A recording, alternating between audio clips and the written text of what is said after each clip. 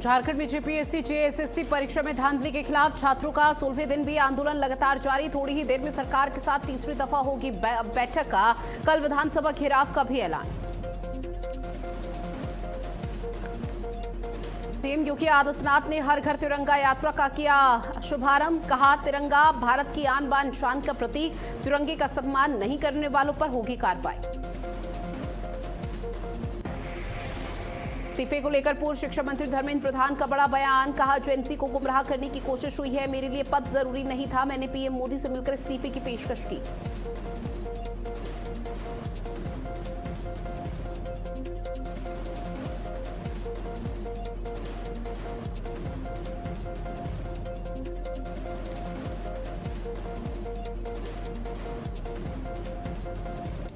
नमस्कार, आप देख रहे हैं भारत अपडेट। मैं हूं आपके साथ ऋतु भंडारी और शुरुआत करते हैं बुलेटिन की एक बड़ी खबर के साथ, जहां रांची में छात्रों के आंदोलन का 16वां दिन आज है। अब से कुछ ही देर बाद छात्र और सरकार के बीच में तीसरी दफा की यानी कि तीसरी बार वार्ता शुरू हो जाएगी। छात्रों ने सुप्रीम कोर्ट से इस दौरान सीबीआई जांच की मांग की है, क्योंकि अब ये पूरा मामला सुप्रीम कोर्ट की दहलीज पर पहुंच चुका है। आज एक बार फिर से छात्रों और सरकार के बीच वार्ता होनी है। आज छात्रों के साथ तीसरे दौर की बातचीत होगी और देखना बेहद महत्वपूर्ण है कि आज क्या कुछ निकलकर सामने आता है, क्योंकि अब सुप्रीम कोर्ट में भी ये पूरा मामला विचाराधीन है और अगली जो भी तारीख है यहाँ पर सुप्रीम कोर्ट की तरफ से मुकर्रर की जाएगी और जब सुनवाई होगी तो उस दौरान कई दलीलें दी जाएगी। अभी झारखंड की सीआईडी टीम इस पूरे मामले पर कार्रवाई कर रही है, कई आरोपियों को पकड़ने की बात कर रही है, कई चौंकाने वाले खुलासे की बात कर रही है, लेकिन अभी हाथ में कुछ भी लगता हुआ सामने नहीं आया, यानी कि कोई बड़ी सफलता हाथ नहीं लगी है। लेकिन अब छात्रों की तरफ से कहा जा रहा है इस पूरे मामले पर झारखंड की सीआईडी नहीं बल्कि सीबीआई की एंट्री होनी चाहिए। सीबीआई को इस पूरे मामले पर निष्पक्ष और पारदर्शी तरीके से जांच करनी चाहिए और अब सीबीआई इस पूरे मामले पर जांच करती हुई नजर आने वाली है। तो ये बड़ी खबर आपकी टीवी स्क्रीन पर साझा कर रहे हैं, जो आपसे कुछ ही देर बाद आपको बताते चले कि सरकार और इसके साथ ही प्रदर्शनकारियों के बीच वार्ता की शुरुआत हो जाएगी और ऐसे में छात्रों के प्रदर्शन का 16वां दिन है। सरकार देर से ही सही, लेकिन सरकार का सीधे तौर पर कहना है कि वो गंभीर है छात्रों की मांगों को सुनने के लिए। कुछ मांगे ऐसी हैं जिनको मानने की पूरी प्रक्रिया शुरू कर दी गई है, यानी कि मानने की बात कही जा रही है और ऐसे में प्रदर्शनकारियों का सीधे तौर पर रिएक्शन ये भी सामने आया है कि सरकार से जितनी भी दफा अभी तक बातचीत हुई है 2 राउंड की, वो सकारात्मक रही है और ऐसे में तीसरे राउंड में भी उम्मीद की जा रही है कि जब तक सुप्रीम कोर्ट में सुनवाई हो उससे पहले सरकार और प्रदर्शनकारियों के बीच में समझौता हो जाए। जो मांगे यहाँ पर की जा रही है उसको लेकर बातचीत हो सके और सरकार की तरफ से ऐलान कर दिया जाए ताकि प्रदर्शन समाप्ति की ओर बढ़े, क्योंकि आपको बता दें कि आंदोलन का 16वां दिन है। समाधान कब होगा, लगातार सवाल पूछे जा रहे हैं। इस पूरे मसले पर जोरों से सियासत हो रही है। तमाम पॉलिटिकल पार्टियों की तरफ से जो अभी तक चुप्पी साधी हुई है, जिसमें सबसे बड़ी कांग्रेस पार्टी जो कि सबसे पुरानी पार्टी है, दिल्ली के जंतर मंतर पर जब प्रदर्शन हो रहा था, कांग्रेस के दिग्गज नेता राहुल गांधी पीएम का आवास का घेराव करने के लिए चले गए थे। उसके बाद जो भी तस्वीरें सामने आई और ऐसे में राहुल गांधी को हिरासत में लिया गया, अखिलेश यादव को हिरासत में लिया गया, जिसके बाद ये सवाल पूछा जा रहा है अब लोगों की तरफ से कि दिल्ली के जंतर मंतर पर तो हाई वोल्टेज ड्रामा कर दिया था, लेकिन झारखंड के मामले पर आखिर चुप्पी क्यों साधी हुई है। झारखंड की बात जब भी इन प्रदर्शनकारियों की तरफ से पूछी जाती है, कोई भी झारखंड के इस मसले को लेकर सवाल पूछता है, तब राहुल गांधी, अखिलेश यादव ये कहते हुए नजर आते हैं कि वहां की सरकार विचार कर रही है, वहां की सरकार मंथन कर रही है और सीआईडी टीम कार्रवाई कर रही है। लेकिन फिर सवाल ये उठ जाता है कि यहां के शिक्षा मंत्री कब इस्तीफा देंगे, क्योंकि आपको बता दें कि आंदोलन का 16वां दिन है, समाधान अभी तक निकलता हुआ नजर नहीं आया है। उम्मीद की जा रही है कि हेमंत सोरेन की जो सरकार है वो इस पूरे मामले पर कार्रवाई की ना सिर्फ बात करे बल्कि यहां पर छात्रों को, प्रदर्शनकारियों को आश्वस्त करे। अब तीसरे राउंड की बातचीत होनी है, अब से कुछ ही देर बाद शुरू हो जाएगी वार्ता और वार्ता में क्या कुछ निकलकर सामने आएगा वो देखना बेहद महत्वपूर्ण है। हालांकि उम्मीद और ये कयासबाजी लगाए जा रहे हैं जो तीसरे राउंड की बैठक होगी सरकार और प्रदर्शनकारियों के बीच में, तो उस दौरान किसी तरह का बड़ा फैसला हो सकता है।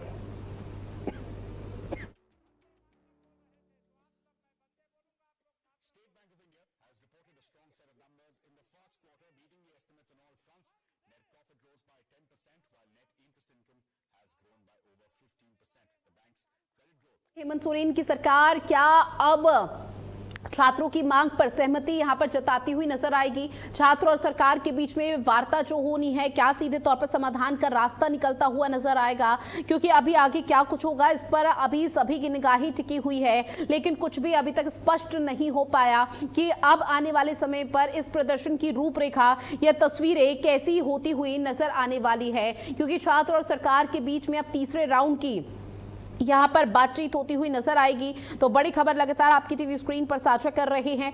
झारखंड में आपको बताते चले कि जेपीएससी और जेएसएससी में धांधली जो हुई है उसको लेकर अब छात्रों की तीसरे राउंड की बैठक सरकार से होगी। सुप्रीम कोर्ट में भी यह पूरा मामला विचाराधीन है और इस पूरे मामले को लेकर अब किस तरह से यहां पर निष्पक्ष तरीके से कार्रवाई का आश्वासन सरकार की तरफ से दिया जाता है, क्योंकि एक तरफ जहां छात्र अपनी मांगों को लेकर अड़े हुए हैं, सरकार के बीच रास्ता निकालने की कोशिश की जा रही है, तो वहीं दूसरी तरफ ये पूरा मामला अब सुप्रीम कोर्ट की दहलीज पर पहुंच चुका है, जिससे सरकार पर कानूनी और राजनीतिक दबाव अब दोनों बढ़ रहा है। और एकमात्र इसी वजह से माना जा रहा है कि शायद तीसरे राउंड की वार्ता में बहुत कुछ निकलकर सामने आ सकता है और ऐसे में प्रदर्शनकारियों को भी बहुत ज्यादा उम्मीदें हैं कि आज की तीसरे राउंड की जो वार्ता होगी उसमें आपको बता दें कि यहां पर शायद सभी मांगों को मान लिया जाएगा और सभी सिचुएशंस क्लियर हो जाएंगी। जहां इससे पहले 2 दौर की बैठकों में छात्रों ने मुख्यमंत्री के दूत और मंत्री सुदिव्य कुमार सोनू के सामने परीक्षा रद्द करने और सीबीआई जांच की मांग की मजबूती से बात रखी थी। तीसरे दौर की बैठक में सरकार छात्रों के सामने कोई ठोस प्रस्ताव या जांच कमेटी की रिपोर्ट रख सकती है।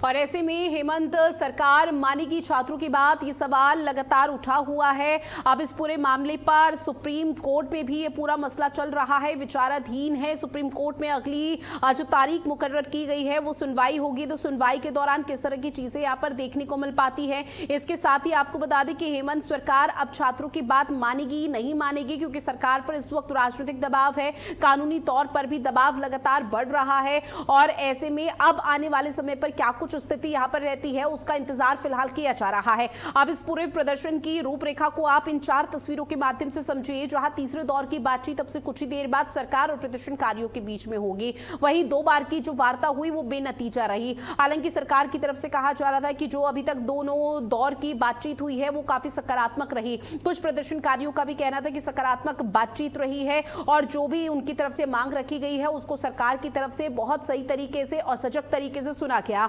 लेकिन उस दोनों दौर की वार्ता में कुछ भी निकलता हुआ सामने नहीं आया। अब आज छात्रों में जो गुस्सा है वो लगातार देखने को मिल रहा है।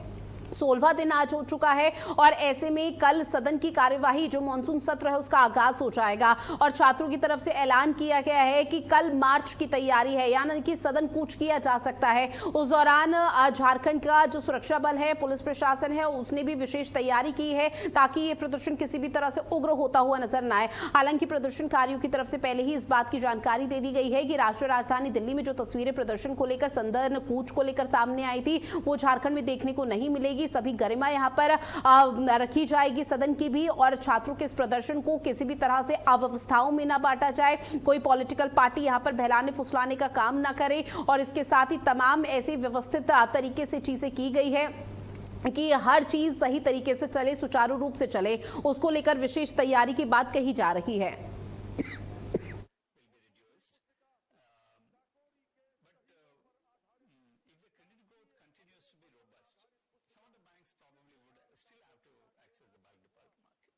सिर्फ बात समाधान कब, ये सवाल लगातार उठा हुआ है। 7 अगस्त पहले गुट से बात बेनतीजा रही है,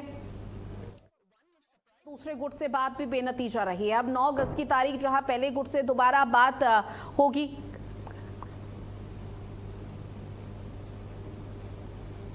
और आंदोलन का 16वां दिन है। साथ ही आपको बता दें कि सुप्रीम कोर्ट में ये पूरा मामला विचाराधीन है और ऐसे में सुप्रीम कोर्ट में जनहित याचिका यानी कि PIL दायर पहले ही हो चुकी है, कल यहां पर दायर कराई गई थी। कोर्ट इस पूरे मामले को लेकर जेपीएससी, जेएसएससी और राज्य सरकार से जवाब तलब भी कर सकता है, इस तरह की उम्मीद जताई जा रही है। कोर्ट के इस दखल के बाद अब सरकार को भी फूंक फूंक कर कदम रखना है, क्योंकि अब 2 जगह पर सरकार फंस चुकी है। एक तरफ पॉलिटिकल प्रेशर पड़ रहा है, दूसरी तरफ कानूनी तौर पर प्रेशर यहां पर सरकार पर पड़ सकता है।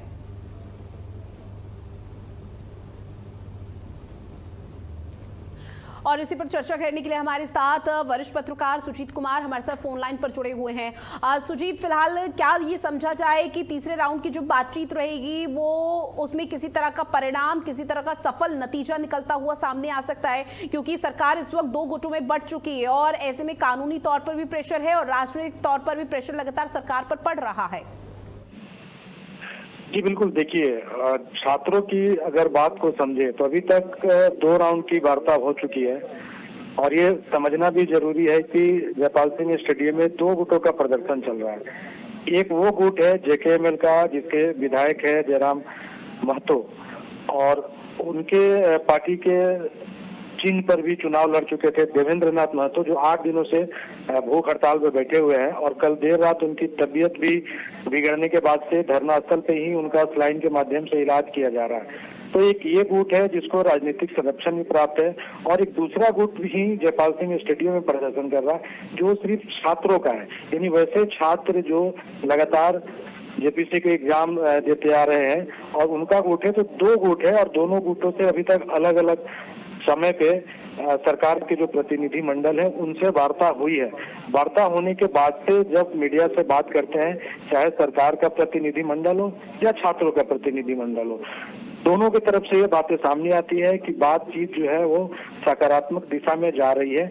लेकिन मूल सवाल ये उठता है कि आखिर ये धरना प्रदर्शन क्यों नहीं खत्म हो पा रहा है। दरअसल इसके पीछे की जो वजह ये सामने आ रही है कि छात्र जो मांग कर रहे हैं उनकी कई प्रमुख मांगे हैं, लेकिन जो प्रमुख मांग है कि जेपीएससी का जो तत्कालीन एग्जाम हुआ है उसको रद्द किया जाए और सीबीआई से इसकी जांच कराया जाए। हालांकि छात्रों का ये कहना है कि जब से झारखंड निर्माण के बाद से जब से जेपीएससी का हो या जेएसएससी का एग्जाम हो उस सभी एग्जामों का सीबीआई से जांच की मांग कर रहे हैं, लेकिन छात्रों का ये भी कहना है कि वर्तमान में जो परिस्थितियां जिस एग्जाम को लेकर भ्रष्टाचार हुआ है उसकी सीबीआई जांच हो और जो रिटायर्ड जज है उनकी भी अध्यक्षता में उनकी एक कमेटी बनाई जाए और उनसे भी जांच कराई जाए। तो इस मामले को लेकर कहीं ना कहीं सरकार की तरफ से ठोस आश्वासन नहीं मिल पा रहा और यही वजह है कि जो आंदोलनरत छात्र हैं वो कहीं ना कहीं अपना आंदोलन को खत्म करने को लेकर पहल नहीं कर पा रहे हैं। दूसरी बात ये सामने आ रही है कि शायद आज किसी तरह से जो पशुपेक्ष की स्थिति है वो पूरी तरह से क्लियर हो सकती है,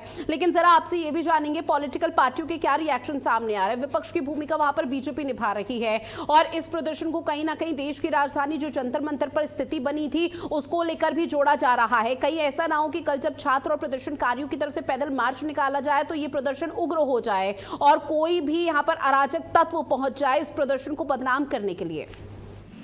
नहीं, देखिए बिल्कुल, देखिए पिछले दिनों जो आपने देखा था कि नीट के एग्जाम की जो पेपर लीक हुई थी और दिल्ली के जंतर मंतर में जो विरोध का जो स्वरूप था वो उससे बहुत ही अलग यहाँ का जो विरोध प्रदर्शन का स्वरूप है वो देखने को मिल रहा है। यहाँ के जो भी छात्र है ना ही तो किसी सत्ता पक्ष के नेताओं को लेकर या विपक्ष के नेताओं को लेकर उनकी कड़वी जुबान सामने आ रही है। बहुत ही शांति तरीके से वो प्रदर्शन कर रहे हैं, शब्दों का चयन बहुत ही संभल कर वो कर रहे हैं और एक जो कह सकते हैं आपको कि बहुत अच्छे तरीके से जो धरना प्रदर्शन होता है वो यहाँ पे देखने को मिल रहा है। लेकिन ये बात भी सही है कि यहाँ पर राज्य में विपक्ष के तौर पर बीजेपी की सरकार है और बीजेपी के तमाम बड़े नेताओं के तरफ से सरकार के इस रवैये को लेकर बयान आ रहे हैं कि सरकार जो है छात्रों के हित की अनदेखी कर रही है। छात्र जो डिमांड कर रहे हैं उसको पूरा करने में आखिर इतना वक्त क्यों लग रहा है। हालांकि सरकार की तरफ से भी ये बयान आ रहे हैं कि सरकार भी किसी की नजर फिलहाल टिकी हुई है जो सरकार और छात्रों के बीच में वार्ता होगी तीसरी दफा, उसमें क्या कुछ निकलकर सामने आता है। बहरहाल आपने चर्चा की, जानकारी साझा की, उसके लिए बहुत शुक्रिया। अब बात अगली बड़ी खबर की, जहां लखनऊ में हर घर तिरंगा अभियान के तहत तिरंगा यात्रा का शुभारंभ किया गया। आपको बता दें कि मुख्यमंत्री योगी आदित्यनाथ ने युवाओं के साथ साथ तिरंगा यात्रा को हरी झंडी दिखाई। इस दौरान बीजेपी के प्रदेश अध्यक्ष Pankaj Chaudhary, deputy CM Keshav Prasad Maurya, deputy CM Brajesh Pathak भी मौजूद रहे। तिरंगा यात्रा में बड़ी संख्या में युवा और बीजेपी के कार्यकर्ता शामिल हुए हैं। इसके साथ ही आपको बताते चले कि मुख्यमंत्री योगी आदित्यनाथ ने कहा कि तिरंगा देश की आन बान शान का प्रतीक है और हर भारतीय को इसका सम्मान करना चाहिए। उन्होंने कहा कि तिरंगे का सम्मान नहीं करने वालों के खिलाफ नियमानुसार कार्रवाई की जाएगी। यात्रा के दौरान देशभक्ति के नारों से माहौल उत्साहपूर्ण तरीके से नजर आया।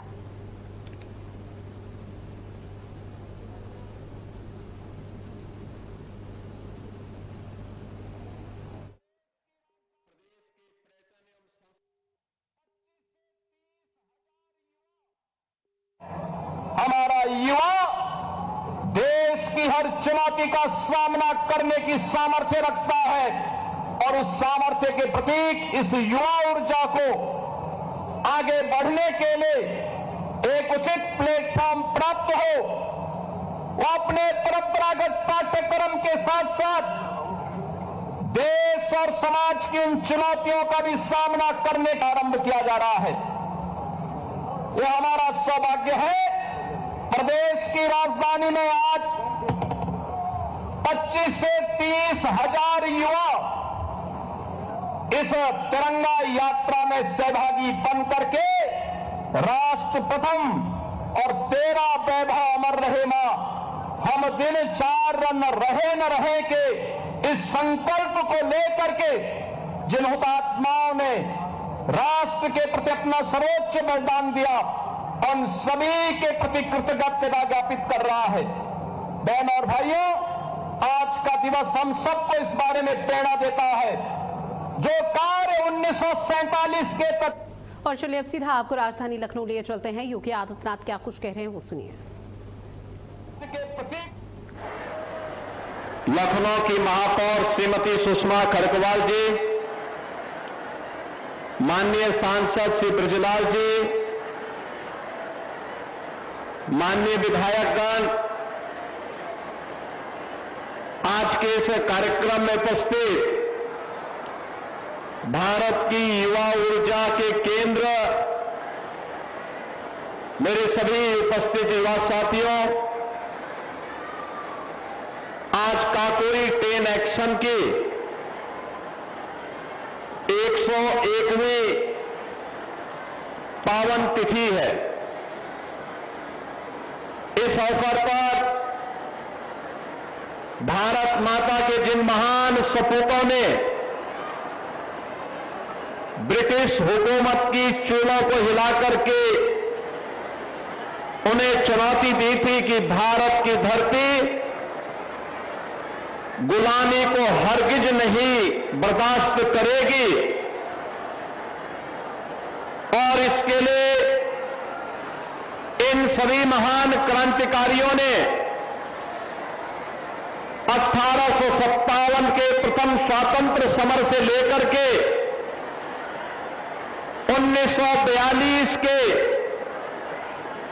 अंग्रेजों भारत छोड़ो तक की एक लंबी श्रृंखला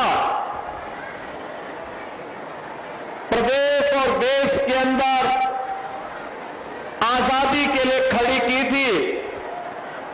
ऐसे भारत माता के उन महान सपूतों, क्रांतिकारियों, स्वाधीनता संग्राम सेनानियों की स्मृति को नमन करते हुए काकोरी 10 एक्शन से जुड़े हुए उन सभी नायकों, महानायकों का मैं इस अवसर पर विनम्र श्रद्धांजलि अर्पित करता हूं।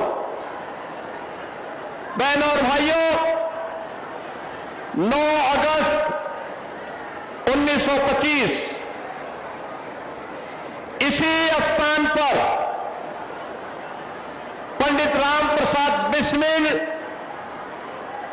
ठाकुर रोशन सिंह, अस्फाउल्लाह खान, चंद्रशेखर आजाद, राजेंद्र प्रसाद लाड़ी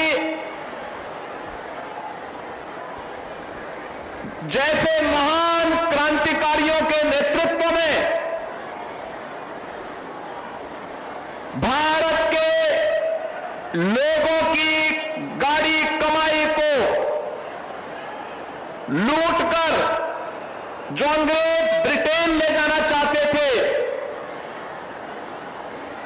इसी स्थान पर इन क्रांतिकारियों ने उस खजाने को अपने कब्जे में लेकर के भारत की आजादी को एक नई ऊंचाइयां प्रदान की थी।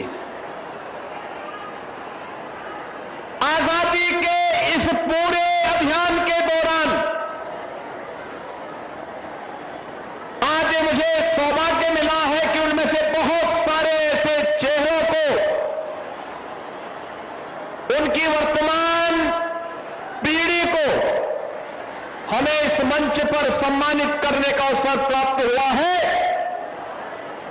जिन क्रांतिकारियों ने अपना पूरा जीवन भारत माता के लिए समर्पित कर दिया था, श्री सचिंद्र नाथ बख्शी काशी में पैदा हुए,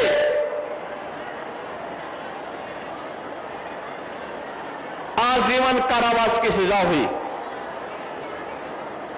मनमथ नाथ गुप्ता काशी में पैदा हुए, आजीवन कारावास की सजा हुई। उनकी जागीर को ब्रिटिशर ने जब्त कर लिया था। सचिंद्र नाथ सान्याल काशी में पैदा होने के बाद अंतिम श्वास उन्होंने गोरखपुर में ली। पंडित राम प्रसाद बिस्मिल गोरखपुर जेल में उन्हें फांसी दी गई। ठाकुर रोशन सिंह, अस्फाउल्लाह खां, राजेंद्र प्रसाद लाड़ी, इन सभी महान क्रांतिकारियों को भी गोंडा, फैजाबाद और प्रयागराज की नैनी जेल में फांसी दी गई। चंद्रशेखर आजाद, उन्होंने कहा था कि आजाद हमेशा आजाद रहेगा, और अंतिम दम तक वह अंग्रेजों से लड़ते लड़ते प्रयागराज की धरती पर शहादत को प्राप्त किया था उन्होंने। यानी यह वो क्रांतिकारी है जिन क्रांतिकारियों का एक ही उद्देश्य था, और वह था भारत माता की आजादी, भारत की गुलामी की बेड़ियों को तोड़ करके ब्रिटिशर को भारत से भगाना है, अपने देश को आजाद कराना है।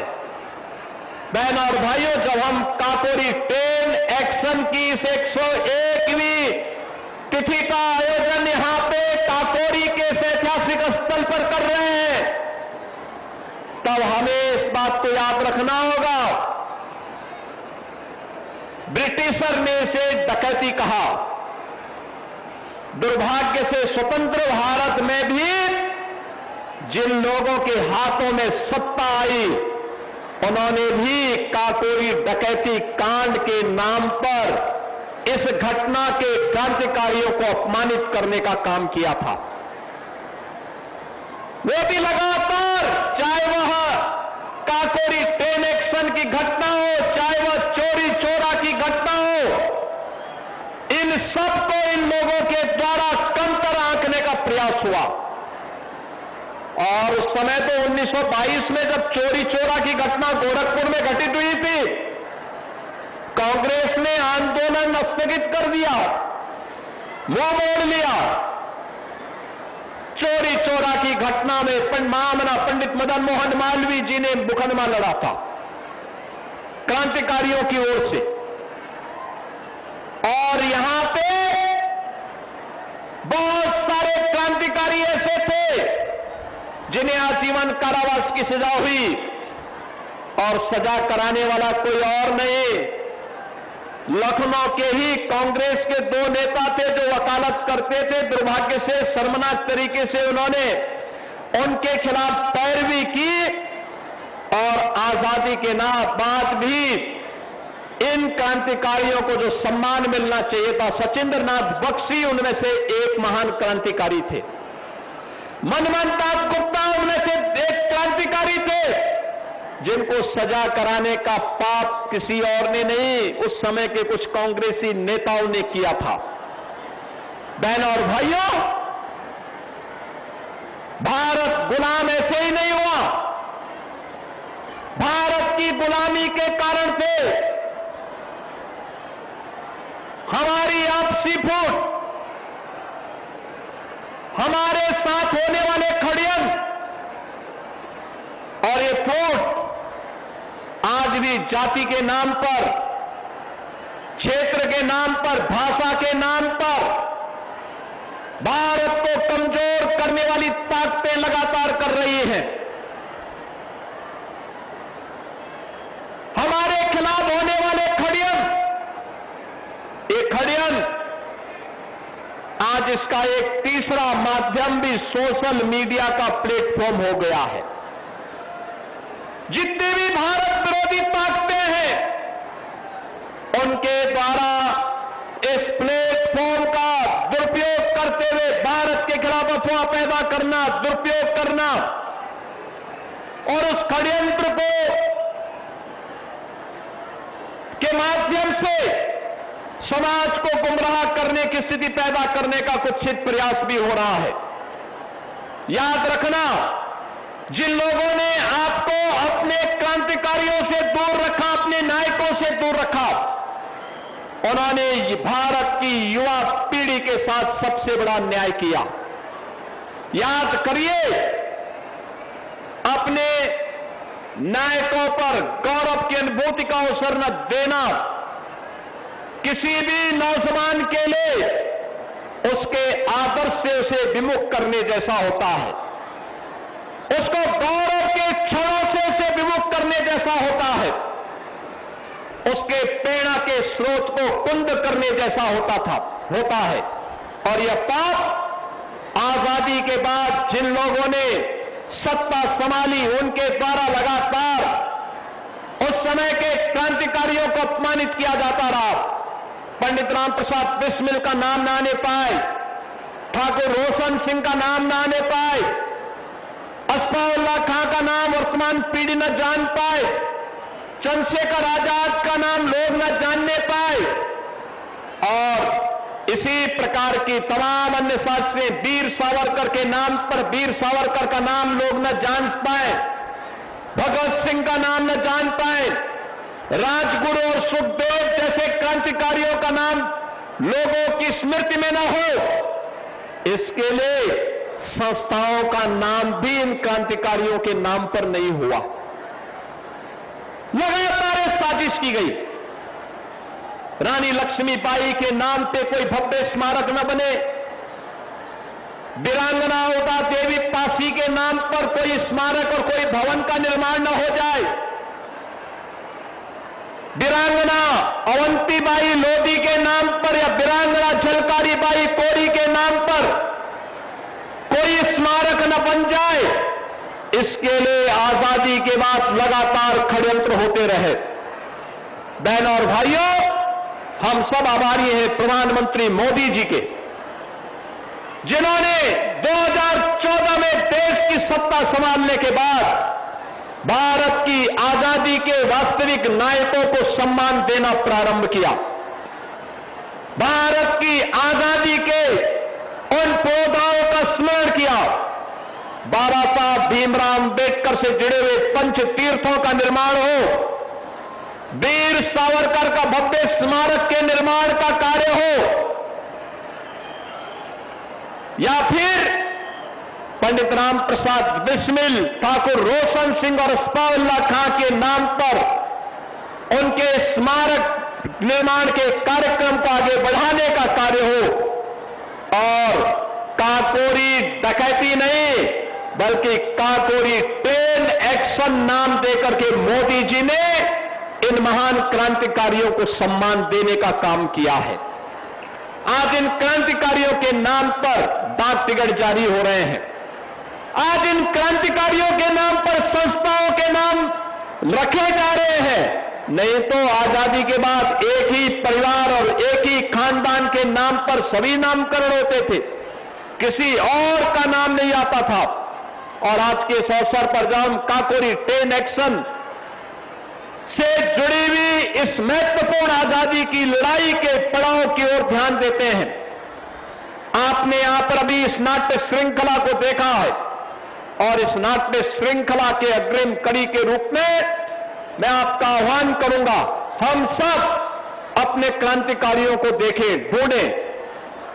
प्रधानमंत्री मोदी जी ने आजादी के अमृत महोत्सव वर्ष में पूरे भारतवासियों का आह्वान किया था, हमें अपने क्रांतिकारियों का स्मरण करना होगा। हमारे गांव में, हमारे क्षेत्र में, हमारे जनपद में बहुत सारे ऐसे नायक गुमनाम रूप से होंगे जिन्होंने सर्वस्व समर्पण किया, देश की आजादी के लिए सब कुछ उन्होंने अपना अर्पित कर दिया। एक ही भाव था, और वो भाव था कि तेरा वैभव अमर रहे मां, हम दिन चार रहे न रहे।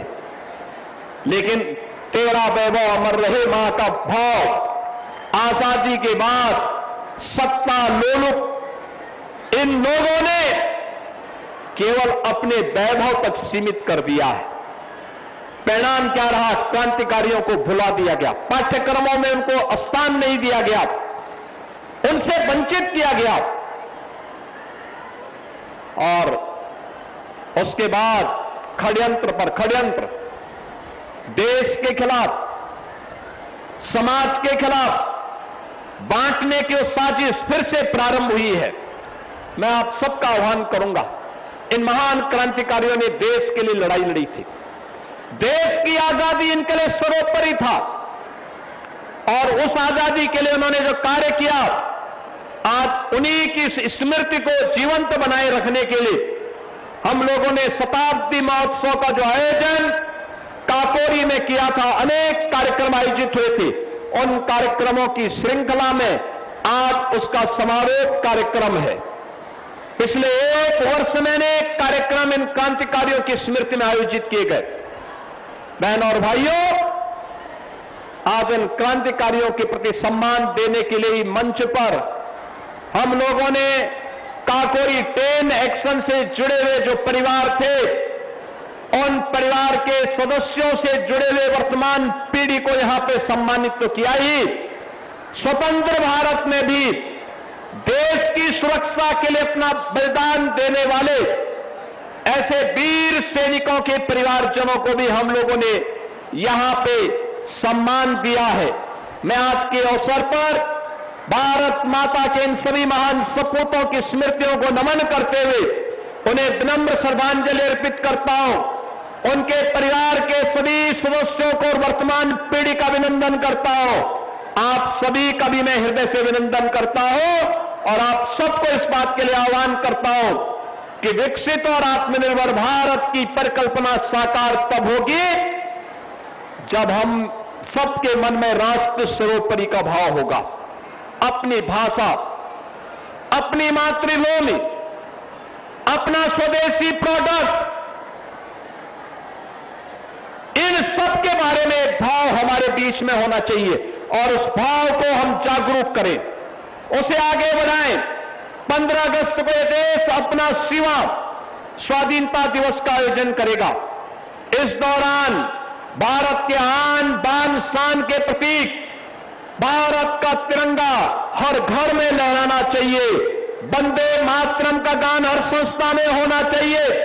भारत के क्रांतिकारियों के बारे में, स्वाधीनता संग्राम सेनानियों के बारे में जो भी सामग्री जहां तहां बिखरी है, उन सामग्रियों को हम फिर से कलेक्ट करें, उनसे जुड़े हुए स्मारकों का सुंदरीकरण करना, उसकी मरम्मत करना, उसकी रंगाई पुताई करके पुष्पांजलि के लिए तैयार करके उन क्रांतिकारियों के प्रति हम अपना सम्मान व्यक्त करेंगे। इस भाव के साथ मैं काकोरी ट्रेन एक्शन से जुड़े हुए सभी नायकों का आज के इस अवसर पर नमन करते हुए आप सबको भी आज के इस दिवस के अवसर पर अपनी हृदय से आपकी उपस्थिति के लिए अभिनंदन करते हुए अपनी वाणी को विराम देता हूं। धन्यवाद। जय हिंद।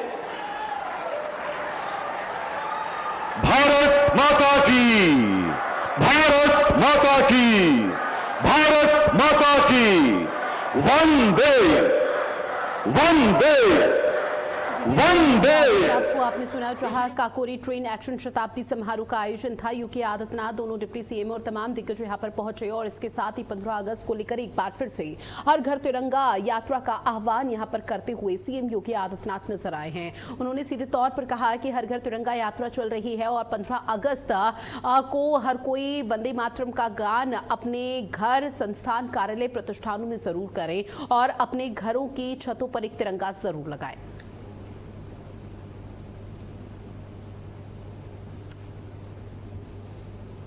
पर इसमें सीएम योगी आदित्यनाथ को आपने सुना, जहां सीएम योगी आदित्यनाथ का संबोधन रहा, और इसके साथ ही काकोरी ट्रेन एक्शन शताब्दी समारोह के कार्यक्रम में योगी आदित्यनाथ पहुंचे। अब बात अगली खबर की करते हैं, जहां एयर इंडिया की फ्लाइट में टर्बुलेंस का मामला सामने आया। आपको बता दें कि फ्लाइट के एक पायलट का डोप टेस्ट पॉजिटिव पाया गया। फ्लाइट A12379 के पायलट का डोप टेस्ट पॉजिटिव पाया गया। टर्बुलेंस में फंसी थी फुकेट से दिल्ली आ रही ये फ्लाइट, जहां फ्लाइट में टर्बुलेंस के कारण 17 लोग घायल हुए थे। हाल फिलहाल का ये पूरा मामला, जहां टर्बुलेंस के बाद पायलटों का टेस्ट किया गया था और डोप टेस्ट यहाँ पर पॉजिटिव पाया गया है। हालांकि इस पर एक्शन लेने की बात कही जा रही है, लेकिन अभी क्या कुछ एक्शन लिया जाएगा वो देखना बेहद महत्वपूर्ण है। जहां पर फ्लाइट के आपको बता दें कि A12379 के पायलट का डोप टेस्ट फिलहाल पॉजिटिव पाया गया। टर्बुलेंस का ये पूरा मामला था, जो फुकेट से दिल्ली आ रही थी फ्लाइट, जिसमें तकरीबन 17 लोग घायल बताए गए थे। और इसके साथ ही जब इस पूरे मामले पर जांच पड़ताल की गई, आखिर क्या वजह रही होगी, तो डोप टेस्ट यहाँ पर पायलटों का पॉजिटिव पाया गया है। तो टर्बुलेंस के बाद पायलटों का डोप टेस्ट किया गया था और ऐसे में पॉजिटिव पाने के बाद अब हड़कंप की स्थिति है। एयर इंडिया की फ्लाइट में टर्बुलेंस का ये पूरा मामला है। तो बड़ी खबर आपकी टीवी स्क्रीन के माध्यम से लगातार साझा कर रहे हैं। इस पूरे मामले को लेकर कार्रवाई की जा रही है, एक्शन लेने की बात भी यहां पर कही जा रही है।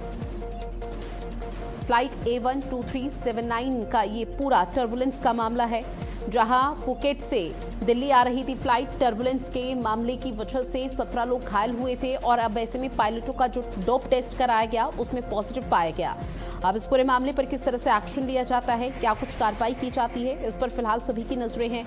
जहां आपको बता दें कि पायलट इन कमांड कैप्टन को लेकर ये डोप टेस्ट फिलहाल पॉजिटिव पाया गया। 4 अगस्त का ये पूरा मामला था, जो इस हादसे के बाद दिल्ली में विमान की इमरजेंसी लैंडिंग भी कराई गई थी। और जो अभी तक चीजें यहाँ पर क्लियर हुई हैं, उसमें ये चीज बताई जा रही है कि नागरिक उड्डयन महानिदेशक यानी DGCA की जांच पूरी होने तक कैप्टन और को पायलट दोनों को ही फ्लाइंग ड्यूटी से फिलहाल हटा दिया गया है। और ये बड़ा एक्शन लेते हुए एयर इंडिया के प्रवक्ता ने कहा भी कि प्रोटोकॉल के तहत टेस्ट जरूर कराया गया था, लेकिन इसके आधिकारिक परिणाम अभी तक एयरलाइन के साथ साझा नहीं किए गए हैं। लेकिन अब जो रिपोर्ट सामने आई है वो हर किसी को हैरान कर रही है। ओडिशा से विमान जब यहां पर आपको बता दें कि आसमान की तरफ उड़ रहा था, अपनी ऊंचाई भर रहा था, तो उस दौरान तकरीबन 300 फीट नीचे वो गिर गया था। अचानक से झटका लगा, जिसके बाद ये कहा जा रहा था कि कोई पक्षी आ गया था, उसको बचाने की चलते ये टर्बुलेंस हुआ। और अब ऐसे में 17 लोगों के घायल होने की खबरें भी यहाँ पर सामने आई थी। और अब ऐसे में एविएशन एक्सपर्ट्स लगातार इस पूरे मामले पर एक्शन की बात कर रहे हैं। टर्बुलेंस और ये भी कहा गया था कि एक प्राकृतिक मौसमी घटना थी, लेकिन उड़ान के दौरान पायलट का नशामुक्त न होना पैसेंजर सुरक्षा के लिहाज से एक बेहद गंभीर अपराध चूंकि माना जाता है। और अब डोप टेस्ट पॉजिटिव पाया जाना, तो निश्चित तौर पर अब यहाँ पर एक्शन लिया जाएगा। स्नेह कमल मेरे सहयोगी हमारे साथ जुड़े हुए हैं। स्नेह कमल, इस पूरे मामले पर क्या अपडेट है आपके पास?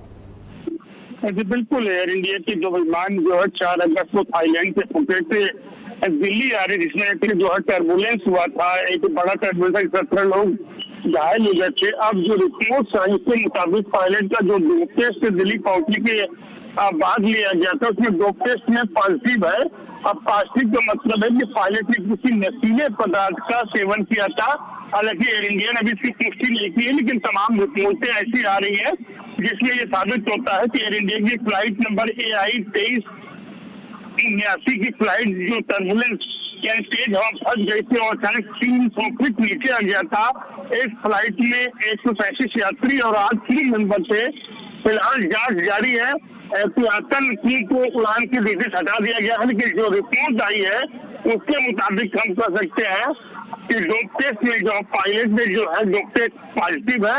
एयर इंडिया के प्रवक्ता ने कहा कि अभी हम जो तमाम जो प्रोटोकॉल उसके तहत पायलटों की स्क्रीनिंग की गई। अभी टेस्ट के नतीजे एयर इंडिया ने साझा नहीं किए हैं, लेकिन टेस्ट का रिपोर्ट एयर इंडिया ने कहा कि अगर टेस्ट की रिपोर्ट में पुष्टि करने की स्थिति में नहीं है, लेकिन जो सूत्रों से खबर आ रही है उसके मुताबिक जो पायलट जो विमान को उड़ा रहे थे उनका जो टेस्ट जो था वो पॉजिटिव था।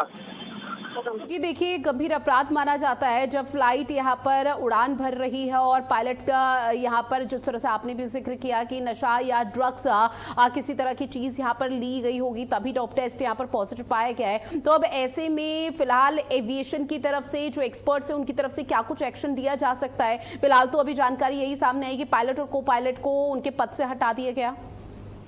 बिल्कुल, अगर जांच में अगर जिस तरह से रिपोर्ट आ रही है उसमें अगर ये बात साबित होती है कि हाँ वाकई दो टेस्ट पॉजिटिव है तो दोनों पायलटों का लाइसेंस कैंसिल किया जा सकता है, उन्हें सजा हो सकती है। क्योंकि दो टेस्ट रजिस्टर से जब ये पता लगाने की कोशिश होती है नियमित रूप से हर फ्लाइट में कि पायलट और क्रू मेंबर ने कोई नशे की चीज या दिमाग पे कोई असर डालने की चीज नहीं है, जिसमें उनके यूरिन सैंपल यानी पेशाब का टेस्ट होता है, ब्लड सैंपल लिया जाता है।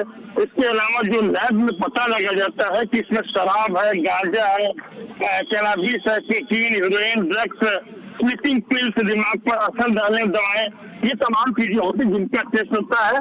अगर टेस्ट नेगेटिव है यानी कुछ नहीं मिलता है तो सामान्य है, यदि कुछ भी नशे में कुछ चीजें पकड़ी आती तो टेस्ट के पॉजिटिव मानते हैं और पॉजिटिव आने पर इस फ्लाइट से जो है पायलट को निकला जाता है। लेकिन जिस तरह से टर्बुलेंस हुई थी और टर्बुलेंस के बाद जब फ्लाइट नीचे आती है तो तमाम जो क्रू मेंबर हैं जिसमें पायलट भी शामिल है सबका जो है 2 टेस्ट हुआ। अब 2 टेस्ट में पायलट का जो टेस्ट है वो पॉजिटिव मिला है।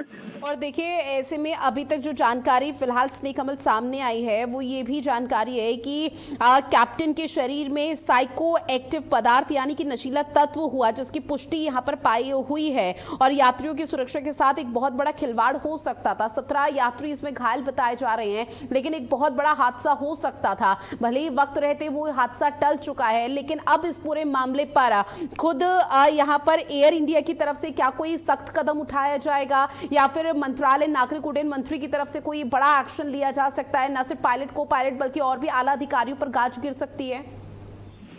जी बिल्कुल, जिस तरह की जो रिपोर्ट आई उसके अनुसार तो कार्रवाई, बहुत बड़ी कार्रवाई संभव है, लेकिन अभी एयर इंडिया ने अभी रिपोर्ट साझा करने से इंकार किया। तो अभी हमारी आंतरिक जांच चल रही है, लेकिन फिर भी यह बहुत ही खतरनाक स्थिति है कि 135 यात्री हो और तमाम जो है उसमें क्रू मेंबर भी हो, उन सभी की जान जोखिम में डालना, अचानक फ्लाइट का 300 फीट नीचे आना और टर्बुलेंस आने में हवा फंसना, ये कहीं न कहीं बहुत ही जो है गंभीर दुर्घटना का संकेत था। लेकिन हम कह सकते हैं शुक्र है कल से भला फ्लाइट सफिशिएंट लैंड की। हालांकि कुछ लोग चोटें आई थी, जिसमें 17 लोगों की चोटें आई थी, कुछ चोटें थोड़ी सी ज्यादा भी है, लेकिन फिर भी इतनी गंभीर नहीं है जिससे कि जान माल की क्षति हो। तो फिलहाल बिल्कुल जाने बच गई, सुरक्षित रहेंगे, लेकिन कहीं न कहीं ये बहुत ही घातक प्रवृत्ति का जो है एक तरह से कारण बन सकता है। और जिस नशे के दौरान जो पायलट ने फ्लाइट का जो है संचालन किया, कहीं न कहीं ये जो है सबसे जोखिम डालने वाला कार्य था। ठीक है स्नेक कमल, आपने जानकारी साझा की है उसके लिए आपका बहुत शुक्रिया। अब बात अगली बड़ी खबर की। फतेहपुर में तेज रफ्तार का कहर दिखाई दिया। श्रद्धालु से भरी बेकाबू पिकअप पेड़ से जा टकराई, जो हादसे में 20 से ज्यादा श्रद्धालु घायल बताए जा रहे हैं। घायलों को जिला अस्पताल में फिलहाल भर्ती कराया गया है। लगभग 25 से 30 लोगों के सवार होने की सूचना यहां पर मिली है। जहां कोरवा गांव से प्रतापगढ़ के मनगढ़ जा रहे थे सभी श्रद्धालु। बिंदगी कोतवाली के आलियाबाद गांव के पास का ये पूरा हादसा बताया जा रहा है। तो बड़ी खबर आपकी टीवी स्क्रीन पर साझा कर रहे हैं। फतेहपुर में तेज रफ्तार का कहर देखने को मिला है। साथ ही आपको बता दें कि श्रद्धालु से भरी बेकाबू पिकअप पेड़ से जा टकराई और इस दौरान एक बड़ा हादसा हुआ है फतेहपुर में, जहां पर सूचना मिलते ही पुलिस मौके पर पहुंची हुई है। जांच पड़ताल लगातार की जा रही है। श्रद्धालु से भरी जो बेकाबू पिकअप है वो पेड़ से जोरदार तरीके से टकराती है, जिसमें कई यात्रियों के घायल होने की खबरें भी सामने आ रही है। और जो तस्वीरें इस वक्त आपकी टीवी स्क्रीन पर साझा कर रहे हैं, उन तस्वीरों के माध्यम से अंदाजा लगाया जा सकता है कि हादसा कितना भीषण और भयावह रहा होगा, क्योंकि लगभग 25 से 30 लोग बताए जा रहे हैं जो कि इस टेम्पो या फिर जो यहां पर आपको बता दें पिकअप है उसमें सवार थे। और इस दौरान जैसे ही तेज रफ्तार में आ रहे थे और आपस में जोरदार तरीके से टक्कर होती है और पिकअप पेड़ से टकरा जाता है, तो उस दौरान इस बड़े हादसे में 20 से ज्यादा लोग घायल हो जाते हैं। घायलों को फिलहाल जिला अस्पताल में भर्ती कराया गया है, जहां पर उनका इलाज लगातार जारी है। और 25 से 30 लोगों के सवार होने की खबर सामने आई है, जो कि पिकअप और टेम्पो में सवार थे। कोरवा गांव से प्रतापगढ़ के मनगढ़ जा रहे थे सभी श्रद्धालु। और भीम शंकर मेरे सहयोगी हमारे साथ फोन लाइन पर जुड़े हुए हैं। भीम शंकर, इस पूरे मामले को लेकर क्या अपडेट है? घायलों की क्या कुछ स्थिति?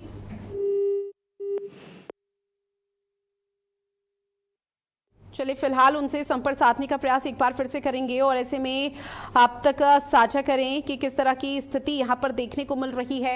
और ऐसे में श्रद्धालु से भरी बेकाबू पिकअप पेड़ से जा टकराई, जहां बिंद की कोतवाली के आलियाबाद गांव के पास का ये पूरा हादसा है। 20 से 25 लोग इसमें सवार थे, लेकिन 20 लोगों के घायल होने की खबर सामने आई है। और जैसे ही ये भीषण और भयावह हादसा हुआ तो मौके पर हड़कंप की स्थिति मची, जिसके बाद आसपास के लोग मौके पर पहुंचे, पुलिस को बुलाया गया। और उससे पहले आपको बता दें कि जो घायल हैं, जिनकी संख्या 20 बताई जा रही है, उनको आनंद फानन में अस्पताल में भर्ती कराया गया। फिलहाल पुलिस मौके पर पहुंचकर आगे की कार्रवाई में जुटी हुई है और लगातार यहां पर कोशिश ये की जा रही है कि घायलों को प्राथमिकता के तौर पर उनको उपचार मिल सके, ताकि कोई भी गंभीर स्थिति यहां पर ना देखने को मिल पाए। और मौके पर ये जो स्थिति है, तस्वीरें आप तक साझा कर रहे हैं कि किस तरह से हाल यहां पर हो रखा है और किस तरह से तेज रफ्तार में पिकअप आता है और वो पेड़ से अनियंत्रित तरीके से टकरा जाता है। भीमशंकर एक बार फिर से हमारे साथ फोन लाइन पर जुड़े हुए हैं। भीमशंकर, क्या अपडेट है इस हादसे को लेकर? जी बता दें, फतेहपुर के बिंद कोतवाली क्षेत्र का ये पूरा मामला, जहां अलियाबाद गांव के पास श्रद्धालुओं से भरी एक पिकअप अनियंत्रित होकर पेड़ से टकरा गई। बताया जा रहा है कि पिकअप में करीब 25 से 30 श्रद्धालु सवार थे, जो कोरवा गांव से प्रतापगढ़ जिले के मनगढ़ धाम दर्शन करने के लिए जा रहे थे। हादसा इतना भीषण था कि 20 से ज्यादा श्रद्धालु घायल हो गए, जबकि 3 लोगों की हालत नाजुक बताई जा रही है। हादसे के बाद मौके पर चीख पुकार मच गई। सूचना मिलते ही पुलिस और स्थानीय लोग मौके पर पहुंचे और राहत बचाव कार्य शुरू किया। सभी घायलों को उपचार के लिए जिला अस्पताल एवं मेडिकल कॉलेज में भर्ती कराया गया। फिलहाल पुलिस हादसे की वजह जानने के लिए पूरे मामले की जांच में जुटी हुई है। मेडिकल कॉलेज में डीएम और एसपी मौके पर पहुंचे हैं और लोगों को देख रहे हैं। फिलहाल मौके पर क्या कुछ स्थिति है? हालात सामान्य हो चुके हैं? क्योंकि जैसे ही बड़ा हादसा हुआ तो कई लोग मौके पर पहुंचे और आसपास के लोगों में थोड़ा डर और भय की स्थिति देखने को मिल रही है। भीमशंकर जी बता दें, आलियाबाद गांव में अब एकदम शांतिपूर्ण माहौल है, क्योंकि हादसे के बाद चीख पुकार मच गई थी। घायलों को उपचार हेतु मेडिकल कॉलेज एवं जिला अस्पताल में भर्ती कराया गया, जिनका इलाज जारी है। और ऐसे में प्राथमिकी जांच में पुलिस की तरफ से ऑफिशियल तौर पर क्या कुछ बताया गया? क्या तेज रफ्तार ही यहां पर इस हादसे का कारण रहा या कुछ और? डीएम एसपी मौके पर पहुंचे और पूरे मामले का जायजा ले रहे हैं कि किस वजह से हादसा हुआ है, क्या है पूरा मामला, ये अब देखने वाली बात है पुलिस क्या कुछ कहती है। ठीक है भीमशंकर, आपने जानकारी साझा की है उसके लिए बहुत शुक्रिया आपका। अगली बड़ी खबर, उन्नाव में आगरा लखनऊ एक्सप्रेसवे पर बड़ा हादसा हुआ। तेज रफ्तार डबल डेकर बस डंपर से जोरदार तरीके से टकरा जाती है। दूसरी बस अनियंत्रित होकर नीचे पलट गई, जब महिला बच्चों समेत करीब 45 लोग घायल बताए जा रहे हैं। आपको बताते चले कि शादीपुर बांगरमऊ के देवखरी के पास का ये पूरा मामला बताया जा रहा है। तेज रफ्तार डबल डेकर बस डंपर से जोरदार तरीके से टकरा गई। दूसरी बस अनियंत्रित होकर नीचे पलट जाती है। ऐसे में आपको बता दें कि इस हादसे में 45 लोग घायल हैं, जिसमें महिला, बच्चे और कुछ पुरुष बताए जा रहे हैं। आनंद फानन में उनको अस्पताल में भर्ती कराया गया, जहां उनका प्राथमिकता के तौर पर इलाज जारी है। पुलिस मौके पर पहुंची हुई है, लगातार कार्रवाई कर रही है और जो 45 लोग घायल हैं, अस्पताल पहुंचकर उनका हाल भी जानने का प्रयास पुलिस प्रशासन की तरफ से किया जा रहा है। शादीपुर बांगरमऊ के देवखरी के पास की ये पूरी घटना है। आगरा लखनऊ एक्सप्रेसवे पर यह बड़ा हादसा हुआ। तेज रफ्तार डबल डेकर बस डंपर से टकरा जाती है और इसके साथ ही आपको बता दें कि 45 लोग घायल बताए जा रहे हैं, जबकि जो दूसरी बस है वो अनियंत्रित हो जाती है और पलट जाती है। महिला, बच्चों समेत करीब 45 लोग घायल हैं, जिनको अस्पताल में भर्ती कराया गया, जहां उनका इलाज सुचारू रूप से शुरू कर दिया गया है।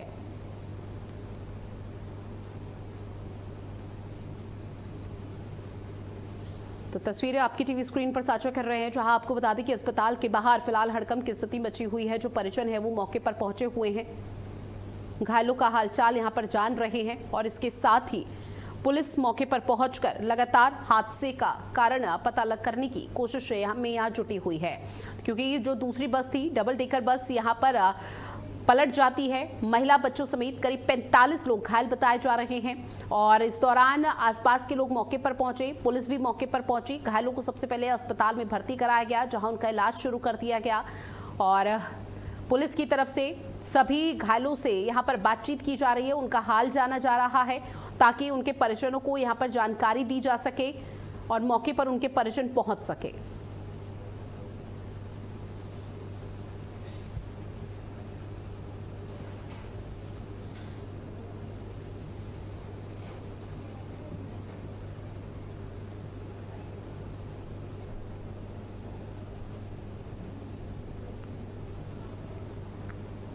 तो तस्वीर लगातार आप तक साझा कर रहे हैं किस तरह से बड़ा हादसा हुआ, और इस हादसे में आपको बता दें कि 45 लोगों के घायल होने की खबर सामने आई है। लखनऊ एक्सप्रेसवे पर यह बड़ा हादसा हुआ है और इसके साथ ही सूचना मिलते ही पुलिस भी मौके पर पहुंची हुई है और पुलिस की तरफ से लगातार कार्रवाई यहां पर की जा रही है।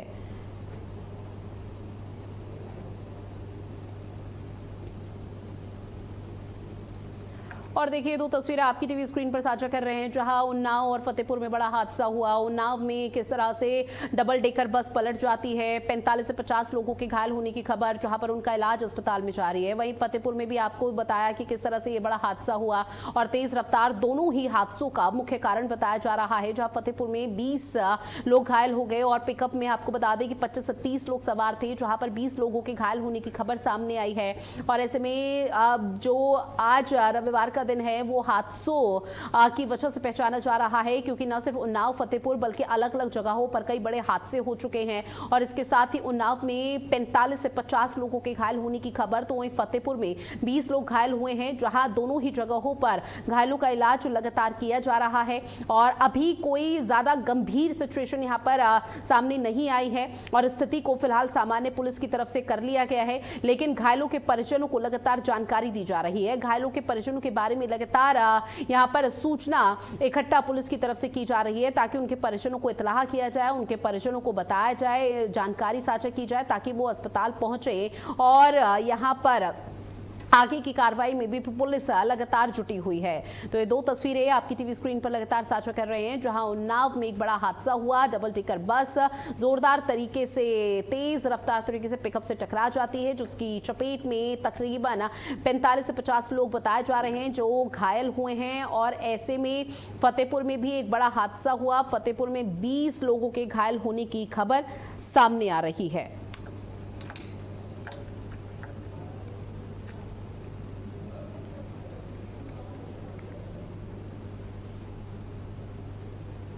और चलिए बुलेटिन में इतना ही। आप बने रहिएगा भारत अपडेट के साथ। नमस्कार।